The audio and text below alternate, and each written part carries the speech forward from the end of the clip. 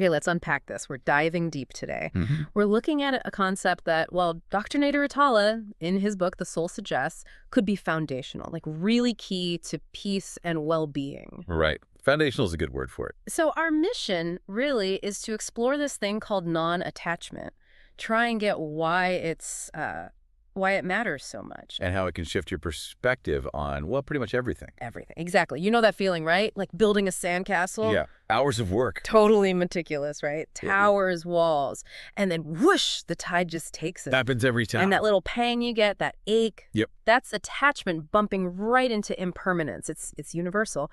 But what if, you could enjoy the building without that sting when it goes? That's the heart of it, really. Because non-attachment, it's not about being cold or numb. Yeah. Not at all. Right, not emotionless. Exactly. Think more like holding life with open palms instead of, a tight fist. Open palms. I like that. It means being genuinely okay with or without something, engaging fully, giving your all, but your inner peace isn't totally riding on one specific outcome. That makes sense. And the more you look into it, the deeper it gets. This idea from, well, loads of wisdom traditions.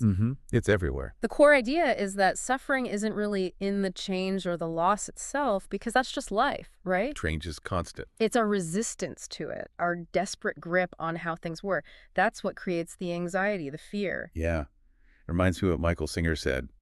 Something like, Oh, the life is continuously changing. Yeah. Quote. Yes, that one. And if you're trying to control it, you will never be able to fully live it.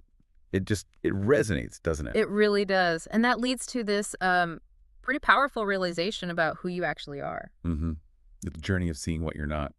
We cling so hard, don't we? To what? Well, to our stuff, our job titles, our money. I am my possessions. I am my status. Yeah, defining ourselves externally. Exactly. Yeah. But the insight is, you are not your material things. You have them, maybe, but they aren't you. Okay, that's one layer, but it goes deeper. Oh, yeah. Then there's the body. We identify so strongly with self, looks. Right. But you realize you are not your body, whether it feels great or it's sick. And then maybe the deepest level. Thoughts and feelings. Bingo. You realize you are neither your thoughts nor your feelings. They pass through you, but they aren't the core of who you are. Wow. So peeling back those layers. It guides you towards your sort of authentic self. Yeah. Beyond the ego. And that brings this huge sense of inner freedom, resilience. Like decluttering your mind. That's a great way to put it. Yeah. And it's amazing how this isn't just one philosophy's idea. It's woven through so many traditions. Like Buddhism. Definitely. It's central to enlightenment. The Four Noble Truths. Suffering comes from attachment. Freedom comes from letting go. Simple, but profound. And Christianity, too. Yeah, that idea of being in the world, but not of it.